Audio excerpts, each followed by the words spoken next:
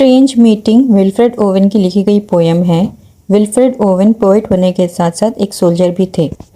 Poem की शुरुआत में पोएट कह रहा है कि उसे ऐसा महसूस हो रहा है कि वो डरावने लड़ाई के मैदान से बचकर निकल गया है और वो अब उस डरावने युद्ध के मैदान के बीच में नहीं है।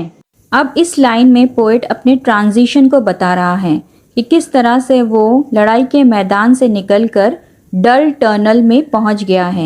यहाँ पर डल टनल का मतलब है एंडलेस टनल, मतलब लाइफ आफ्टर डेथ के बारे में पोएट बता रहा है।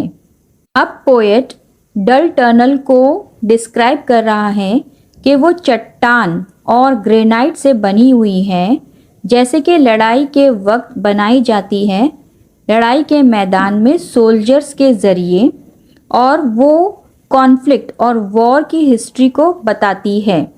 पोएट कहता है कि उस डल टनल में बहुत सारे सोल्जर्स गहरी नींद में सो रहे हैं और उस गहरी नींद में वो दर्द के मारे कर्राह रहे हैं, आवाज़ कर रहे हैं।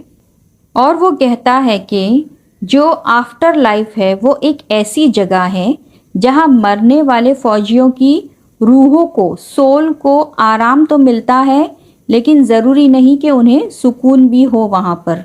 सोए हुए जो सोल्जर्स हैं वो अपने सोचों में या मौत की हालत में इतने गहरे डूबे हैं कि उन्हें जगाया या हिलाया नहीं जा सकता।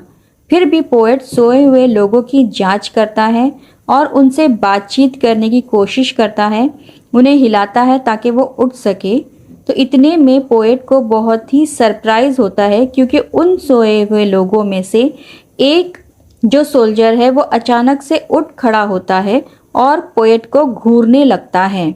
वो पोएट को अपनी उदास आंखों से घूरता है, मानो उसने पोएट को पहचान लिया है कि ये वही है जिसने उसे लड़ाई के मैदान में मारा था।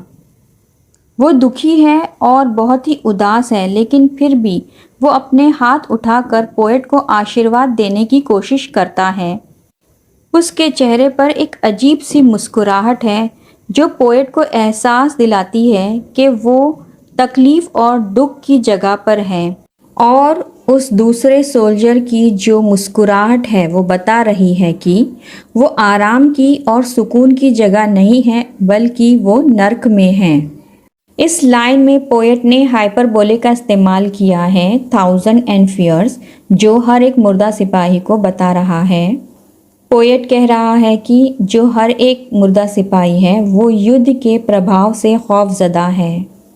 हालांकि वो सब मर चुके हैं, लेकिन जंग की क्रूरता और खौफ मरने वाले सिपाही के चेहरे पर दिखाई दे रही है। पर पोएट नोटिस करता है कि जहाँ पर वो है वहाँ पर डर जैसी कोई भी चीज़ महसूस नहीं होती, और ना ही ये चीज़ें किसी को अफेक्ट कर सकती है या हार्म कर सकती है, क्योंकि वहाँ कोई खून नहीं है और ना ही कानों में गोलियों की आवाज़ आती है।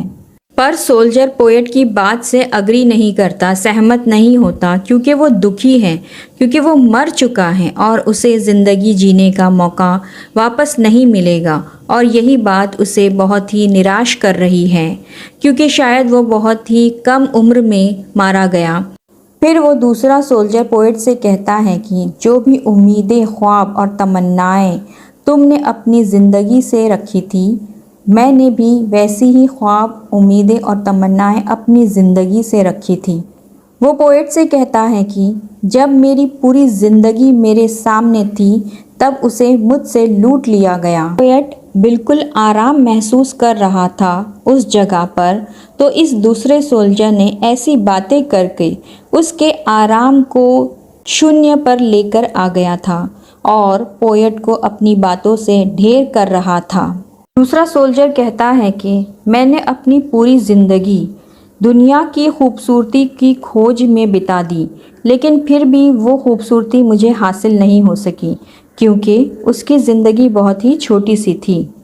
यहाँ पर जो दूसरा सोल्जर है जो खूबसूरती की बात कर रहा है, वो किसी शारीरिक खूबसूरती की बात नहीं कर रहा है, वो किसी लड़की की आंखों की या उलझे बालों की खूबसूरती के बारे में नहीं बात कर रहा है जिसमें वो शांति ढूंढ रहा था, बल्कि वो सच्चाई, जो अमन और सच्चाई है, उस खूबसूरती के बारे में कह रहा है। वो जो खूबसूरती है, वो जो शांति है, वो जो सुकून और अमन और सच्चाई है, आज वो जहाँ पर है उसे वहाँ पर वो कुछ भी महसूस नहीं हो रहा है। जहाँ अभी वो है वो तो नर्क है अगर हम भूल गए हैं तो।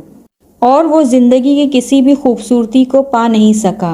वो खूबसूरती जिसे कोई भी अपनी ज़िंदगी में पूरी तरह पा नहीं सकता, वो बहुत ही कम वक्त के लिए होता है, जिसे इंसान के लिए समझना बहुत ही मुश्किल है या जिसे इंसान समझ नहीं सकता। जो दूसरा सोल्जर है वो अब तक अपनी दुनियावी विश लिस्ट को लेकर रिग्रेट कर रहा है। वो ये कह रहा है कि सिर्फ वो ही नहीं है जिसने बहुत कुछ मिस कर दिया है, बल्कि वो लोग भी हैं जिन्होंने उसे खो दिया है, वो भी उसे मिस कर रहे हैं। इन सब की खुशियाँ उसकी खुशियों से जुड़ी हैं। यहाँ पे दूसरा सोल्जर अपनी फैमिली और फ्रेंड्स के बारे में कह रहा है। उसके हाथ से सब कुछ छूट गया है।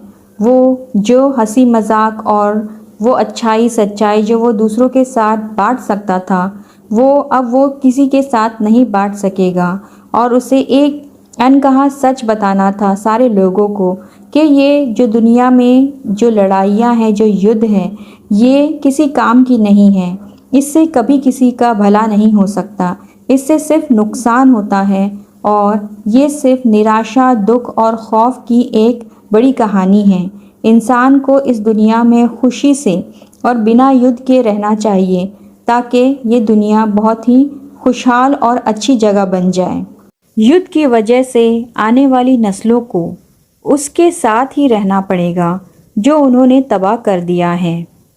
युद्ध जो है सारे देशों को और उनकी ज़मीनों को और अर्थव्यवस्था को यानी इकोनॉमी को और लोगों के मनोबल को यानी हौसले को पूरी तरीके से तोड़ देता है। चाहे कोई देश हारे या जीते, युद्ध की वजह से लोग बहुत ही टूट जाते हैं। अगर ये जो देश चलाने वाले लोग हैं इन सारी चीज़ों से आगे नहीं बढ़ेंगे तो ये लोग एक दूसरे से नफ़रत करना और लड़ना कभी नहीं छोड़ेंगे और इस पागलपन का कोई भी अंत नहीं होगा। जो दूसरा सोल्जर है वो बहुत ही ज़्यादा पछता रहा है और वो कह रहा है कि अब लोगों को उसी पर संतुष्ट रहना पड़ेगा जो हमने बिगाड़ा है, और जो असंतुष्ट खून है वो उबलेगा और बह जाएगा। जो फ्यूचर में आने वाले सोल्जर हैं वो इसी तरह से स्किलफुली और ड्यूटीफुली जंग लड़ेंगे। तो वॉर है, जो युद्ध है, वो सबसे ज़्यादा दर्दनाक चीज़ है, दुनिया में बिल्कुल भी अच्छी नहीं है। पर ये बात कोई नहीं मानेगा कि वॉर सबसे बुरी चीज़ है इस दुनिया में। लोग वॉर को कंसिडर करेंगे कि ये अच्छे के लिए है और ये सही है और हर कोई इस काम में लग जाएगा। और अगर कोई भी इस युद्ध के खिलाफ में नहीं खड़ा होगा तो ये जो वॉर है ये कभी ख़त्म नहीं होगी और हर कोई अपनी वॉर की जो ड्यूटी है उसको निभाता रहेगा, यानी मरता रहेगा और मारता रहेगा। अक्सर जो देश हैं जंग करते हैं और सोचते हैं कि इससे कुछ अच्छे नतीजे निकलेंगे। ये लोग जंग के अपोजिट डायरेक्शन में जाके फैसला लेने की कोशिश क्यों नहीं करते हैं? अब वो दूसरा सोल्जर अपनी ज़िंदगी के वो सुनहरे दिनों को याद करता है जिस वक्त वो सोल्जर बना और वो बहुत ही हिम्मत वाला, अक्लमंद और कूल था और अपनी ड्यूटी को बहुत ही बखूबी निभाता था।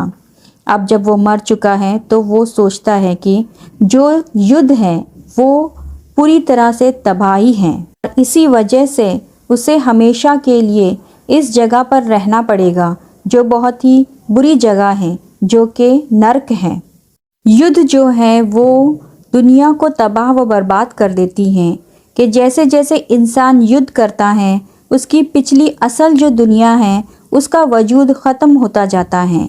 अगर देखा जाए तो जो सोल्जर्स लड़ रहे हैं अपने किले के लिए, अपनी सुरक्षा के लिए, असल में देखा जाए तो जंग के नुकसान से उन्हें कोई भी नहीं बचा सकता।